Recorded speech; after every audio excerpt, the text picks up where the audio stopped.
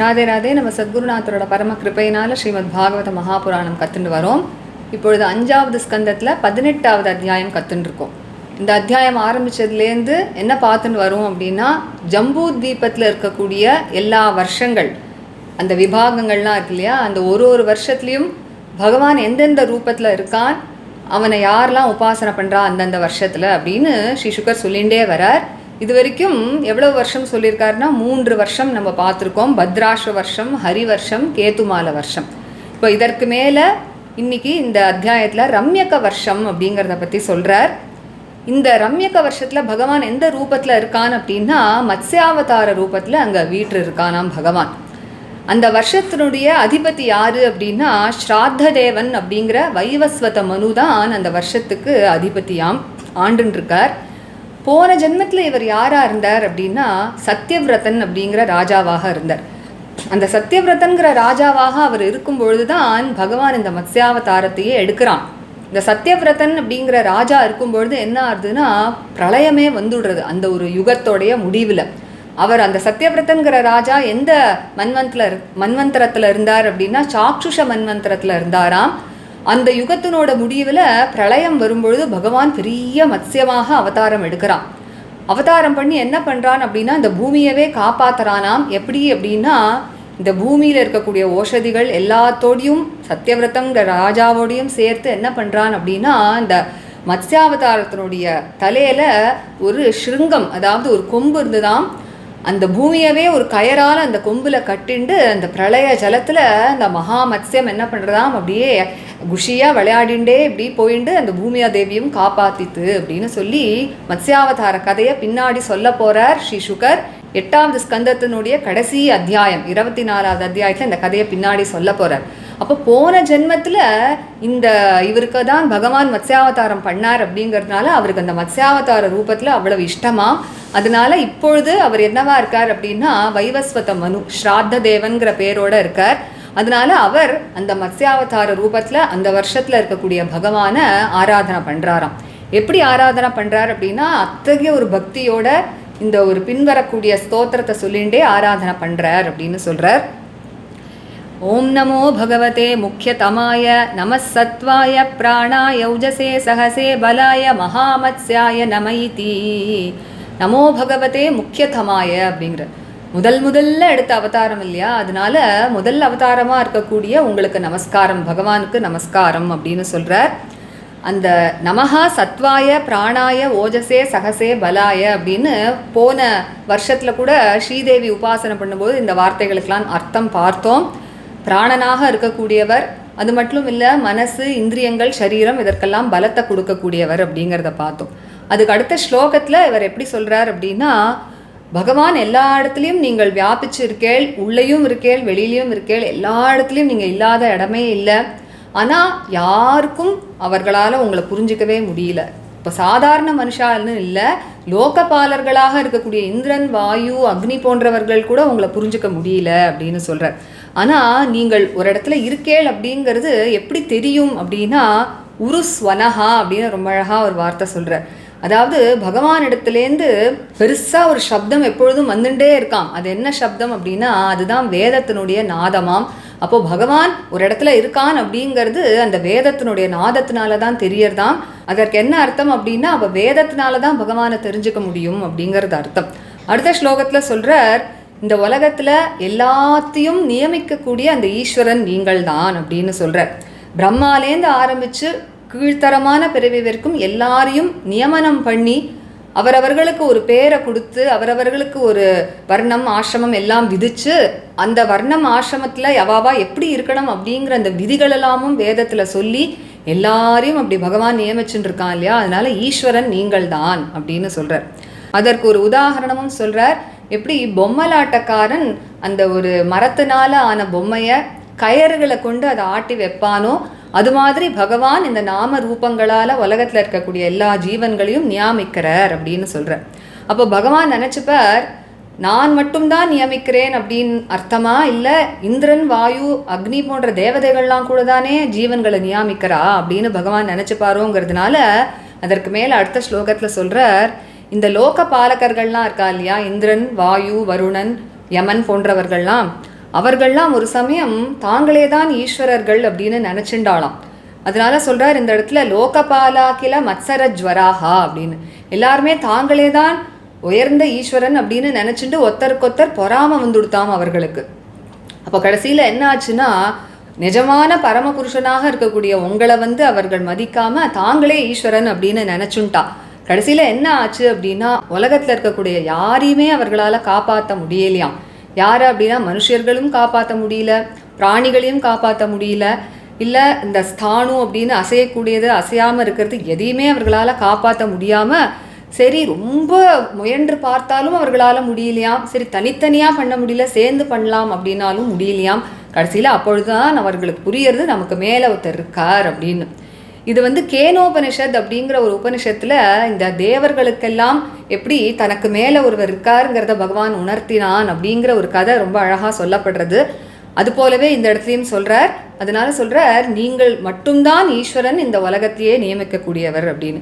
இப்போ கடைசி ஸ்லோகத்தில் இந்த மத்ஸ்யாவதாரத்தையே நேர புகழறார். அவர் சொல்கிறார், அந்த யுகத்தினுடைய நான் போன ஜென்மத்தில் சத்தியவிரதனாக இருக்கும் பொழுது அந்த யுகத்தினுடைய முடிவில் அந்த பிரளய ஜலத்தில் அப்படியே மகாமத்ஸ்யம் இவ்வளோ பெரிய, அவர் சொல்கிறார் நியுத யோஜனகா அப்படின்னு ஸ்ரீ சுகர் சொல்கிறார், இவ்வளவோ கோடி யோஜனைகள் இருக்கக்கூடிய ஒரு பெரிய மத்ஸ்யமாக இந்த பிரளய ஜலத்தில் ஆனந்தமாக விளையாடிண்டு இந்த பூமாதேவியவே உங்களுடைய ஸ்ருங்கத்தில் உங்களுடைய கொம்பில் அப்படி ஒரு கயரை போட்டு கட்டி இழுத்துண்டு போய் எப்படி அந்த பிரளய ஜலத்தில் என்னையும் சேர்த்து நீங்கள் காப்பாற்றினேள் அப்படின்னு சொல்லி அப்பேற்பட்ட பகவானுக்கு நமஸ்காரம், எல்லா ஜீவராசிகளுக்கும் பிராணனை கொடுக்கக்கூடிய உங்களுக்கு நமஸ்காரம் அப்படின்னு சொல்லி இந்த ஸ்தோத்திரத்தை முடிக்கிறார்.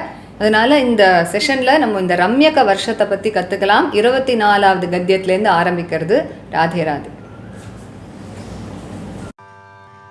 गोपिका जीवनस्मरणं गोविन्द गोविन्द सद्गुरुनाथ महाराज की जय। कलये सुन्दराकारं सदैकप्रियदर्शनम् अज्ञाननाशकं देवं सद्गुरुं मुरलीधरम् मुरलीमण्डितकरकमलं मुनिजनमोहनं व्यत्यस्तपादं वनमालाधारिणं प्रेमभक्तमण्डलनित्यकीर्तितं श्रीप्रेमिकवरदम् आश्रयेऽहम्। जन्माद्यस्य यतोऽन्वयादितरतश्चार्थेष्वभिज्ञस्वराट् तेने ब्रह्महृदायादिकवये मुह्यन्ति यत्सूरयः। तेजो वारिमृदां यथा विनिमयो यत्र त्रिसर्गो मृषा धाम्ना स्वेन सदा निरस्तकुहकम् सत्यं परं धीमहि। धर्मः प्रोज्झितकैतवोऽत्र परमो निर्मत्सराणां सतां वेद्यं वास्तवमत्र वस्तु शिवदं तापत्रयोन्मूलनं। श्रीमद्भागवते महामुनिकृते किं वा परैरीश्वरः सद्यो हृद्यवरुध्यतेऽत्र कृतिभिः शुश्रूषुभिस्तत्क्षणात् निगमकल्पतरोर्गलितं फलं शुकमुखादमृतद्रवसंयुतं पिबत भागवतं रसमालयं मुहुरहो रसिका भुवि भावुकाः यं प्रव्रजन्तमनुपेतमपेतकृत्यं द्वैपायनो विरहकातराजुहाव पुत्रेति तन्मयतया तरवोऽभिनेदुः तं सर्वभूतहृदयं मुनिमानतोऽस्मि। यस्वानुभावमखिलश्रुतिसारमेकम् अध्यात्मदीपम् अतितितीर्षतां तमोऽन्धम् संसारिणां करुणयाः पुराणगुह्यं तं व्याससूनुमुपयामि गुरुं मुनीनां। नारायणं नमस्कृत्य नरं चैव नरोत्तमं देवीं सरस्वतीं व्यासं ततो जयमुदीरयेत् कृष्णाय वासुदेवाय देवकीनन्दनाय च नन्दगोपकुमाराय गोविन्दाय नमो नमः। कृष्णाय वासुदेवाय हरये परमात्मने प्रणतक्लेशनाशाय गोविन्दाय नमो नमः। नाम संकीर्तनं यस्य सर्वपापप्रणाशनं प्रणामो दुःखशमनः तं नमामि हरिं परम्। गोपिका जीवनस्मरणं गोविन्द गोविन्द सद्गुरुनाथ महाराज की जय। रम्यके च भगवतः रम्यके च भगवतः रम्यके च भगवतः प्रियतमं मात्स्यम् अवताररूपं प्रियतमं मात्स्यम् अवताररूपं प्रियतमं मात्स्यम् अवताररूपं तद्वर्षपुरुषस्य मनोः प्राक्प्रदर्शितम् तद्वर्षपुरुषस्य मनोः प्राक्प्रदर्शितं तद्वर्षपुरुषस्य मनोः प्राक्प्रदर्शितं स इदानीमपि महता भक्तियोगेन स इदानीम् अपि महता भक्तियोगेन स इदानीम् अपि महता भक्तियोगेन आराधयति इदं च उदाहरति आराधयतीदं चोदाहरति आराधयतीदं चोदाहरति।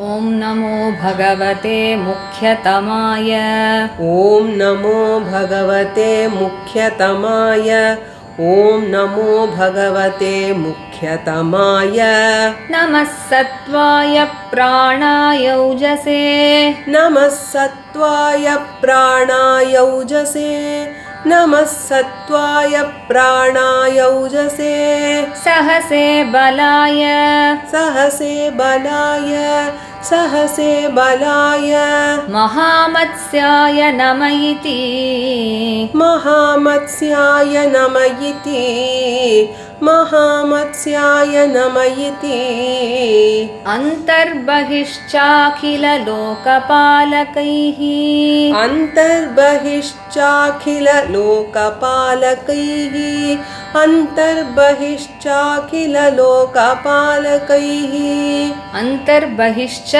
अखिललोकपालकैः अदृष्टरूपो विचरसि उरुस्वनः अदृष्टरूपो विचरस्युरुस्वनः अदृष्टरूपो विचरस्युरुस्वनः स ईश्वरस्त्वं य इदं वशे नयत् स ईश्वरस्त्वं य इदं वशे नयत् स ईश्वरस्त्वं य इदं वशे नयत् नाम्ना यथा दारुमयीं नरस्त्रियं नाम्ना यथा दारुमयीं नरः स्त्रियं नाम्ना यथा दारुमयीं नरस्त्रियं यं लोकपालाः किल मत्सरज्वरा यं लोकपालाः किल मत्सरज्वरा यं लोकपालाः किल मत्सरज्वरा हित्वा यतन्तोऽपि पृथक् समेत्य च हित्वा यतन्तोऽपि पृथक् समेत्य च हित्वा यतन्तोऽपि पृथक् समेत्य च पातुं न शेकुः द्विपदः चतुष्पदः पातुं न शेकुर्द्विपदश्चतुष्पदः पातुं न शेकुर्द्विपदश्चतुष्पदः सरीसृपं स्थाणु यद् अत्र दृश्यते सरीसृपं स्थाणु यदत्र दृश्यते सरीसृपं स्थाणु यदत्र दृश्यते भवान् युगान्तार्नव ऊर्मिमालिनी भवान् युगान्तार्णव ऊर्मिमालिनी भवान् युगान्तार्नव ऊर्मिमालिनी क्षोणीम् इमाम्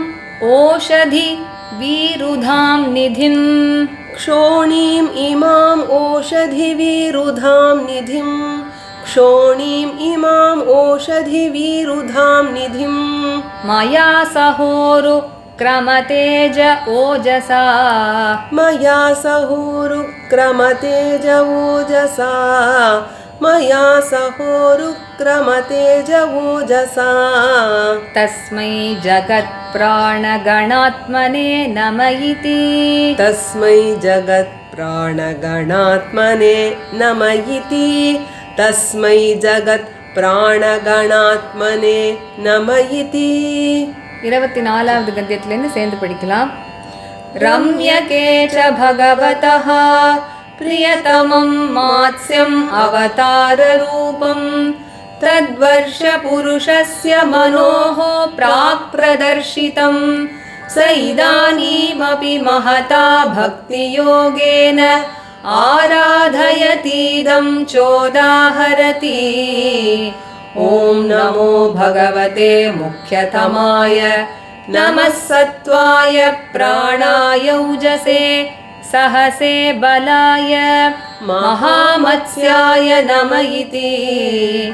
अन्तर्बहिश्चाखिललोकपालकैः अदृष्टरूपो विचरस्युरुस्वनः स ईश्वरस्त्वं य इदं वशेन यत् नाम्ना यथा दारुमयीं नरस्त्रियं यं लोकपालाः किल मत्सरज्वरा हित्वा यतन्तोऽपि पृथक् समेत्य च पातुं न शेकुर्द्विपदश्चतुष्पदः सरीसृपं स्थाणु यदत्र दृश्यते भवान् युगान्तार्नव ऊर्मिमालिनी क्षोणीम् इमाम् ओषधिविरुधां निधिं मया सहोरुक्रमतेज ओजसा तस्मै जगत्प्राणगणात्मने नम इति. श्रीहरये नमः श्रीहरये नमः श्रीहरये नमः. गोपिका जीवनस्मरणं गोविन्द गोविन्द. சத்குருநாத மகாராஜ் கி ஜெய். இந்த செஷனும் நம்ம படித்த ராகம் ஆரவி. அடுத்த செஷனில் ஹிரண்மய வருஷத்துலேருந்து ஆரம்பித்து 29வது கத்தியத்துலேருந்து ஆரம்பித்து கற்றுக்கலாம். Radhe Radhe. Radhe Radhe. By the grace of our Guru Maharaj, we are learning Srimad Bhagavatam Mahapurana, and now in the 5th canto we are learning the 18th chapter. So from the beginning of this 18th chapter we have been seeing how Shuka is describing the forms in which Bhagavan is present in each of the varshas, that is the divisions of Jambu Dvipa. So till now he had described about Bhadrashva Varsha, Hari Varsha and Ketumala Varsha, and he also describes how the people in that Varsha, how they worship Bhagavan in that form. So today further in this chapter, Shuka continues with the Ramyaka Varsha. So in this Ramyaka Varsha, Bhagavan is present in his Matsyavatara form as the huge fish. So the ruler of that Varsha, that is Ramyaka Varsha, is the Manu called Shraddha Deva or Vaivasvata Manu. And he was in his previous birth the king called Satyavrata, for whom actually Bhagavan took this Matsyavatara. So the story is told in great detail by Sri Shuka in the last chapter of the 8th skanda, the 24th chapter. So Bhagavan takes the huge form of this Matsya in order to protect the entire earth along with this king called Satyavrata from the waters of the deluge at the end of that yuga.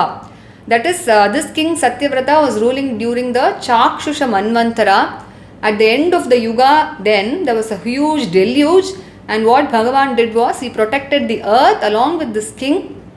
And now this Satyavrata has been reborn as this Shraddha Deva, the Manu now in that Varsha, and that is why this Matsyavatara form is very dear to him.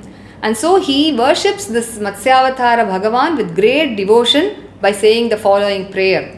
He says, Om Namo Bhagavate Mukhyatamaya Namas Sattvaya Pranaya Ojase Sahase Balaya Mahamatsyaya Nama iti. So he says, Om Namo Bhagavate Mukhyatamaya. Salutations to the first incarnation of Bhagavan Vishnu. So because we all know that Matsya is the first incarnation, so he says Mahamatsyaya Nama iti. And then he says Namaha Sattvaya.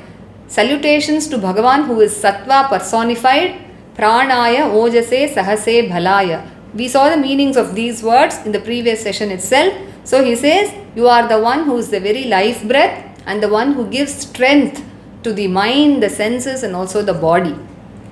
And then in the first verse of his praise, that is the stotra, he says, you are present both within and without in this world everywhere, and there is not a place in this world where Bhagavan is not there. But even then he says, you are not noticed by even the Lokapalas. Then what to say about the ordinary mortals, isn't it? The Lokapalas are the gods like Indra, Agni, Varuna, Yama and so on. But your presence is made known by the huge sound that always keeps emanating from you, he says. And that sound is the sound of the Vedas. So this means that one can know Bhagavan only through the Vedas. And then he says, in the next verse, so you are the one who gives the various names and forms to all the created beings and also gives the commands, the do's and don'ts, and through this you control the entire world, he says. Just like how he gives an example, a puppeteer, he controls a wooden puppet with the strings he has in his hands, isn't it? And he makes the puppet act to his will. So now Bhagavan might think, am I the only controller of all the created beings? There are gods like Indra, Agni, Varuna. They also control the people in this world, isn't it? By being the deities presiding the Indriyas, isn't it? So to deny that, Manu says in the next verse, he says, these Lokapalas, that is Indra, Agni, Varuna and so on, when they were first created, they all thought that they are the supreme persons, that is, they are the highest Ishvara. And what happened when each of them thought like this, they became jealous of one another. He says, Lokapala kila matsara jvaraha. He says, they developed a fever called jealousy among themselves. That was because they ignored you and thought that they were the supreme personalities. And then they thought of protecting this world by themselves. They could not even protect even a single creature. He says they could not protect the humans. They could not protect the animals. They could not protect the animate and inanimate, whatever was there in this world, they could not protect. Though they tried very hard, and not only that, they tried to do it alone and they also combined together, but even then they could not protect this world. And it was only at that juncture they realized that there is some person higher than them. So this is being told very interestingly as a story in the Kenopanishad, like how all the gods who thought that they were all very great, finally they encounter a person who is the supreme person, Bhagavan himself, and through that they learned that, through the conversation with him, they learned that they are not the gods, they are not the highest personalities, but there is a supreme person above them. And so Manu here concludes by telling, it is you alone who is the Ishvara who controls this entire universe. And now in the final verse, he praises the Matsyavatara directly. He says, during the deluge at the end of the Yuga, when I was the king Satyavrata, you came and incarnated as the huge fish, Mahamatsya, and sporting very, very happily in those waters of the deluge, you held the entire earth along with all the herbs and plants, and along with me also. You held the earth by means of a cord which was tied to your horn, he says. That Mahamatsya had a horn to which this cord was tied, and he pulled the earth along with all the herbs and plants and also the king Satyavrata, and he played in the waters of the deluge and he protected the earth from being submerged in the waters of deluge. And he says, so salutation to such a Bhagavan who is the life giver of all living beings. So we shall stop for this session with this. So today we learned from the 24th Gadya till the 28th Shloka. So let us meet in the next session when we learn this chapter further. Radhe Radhe.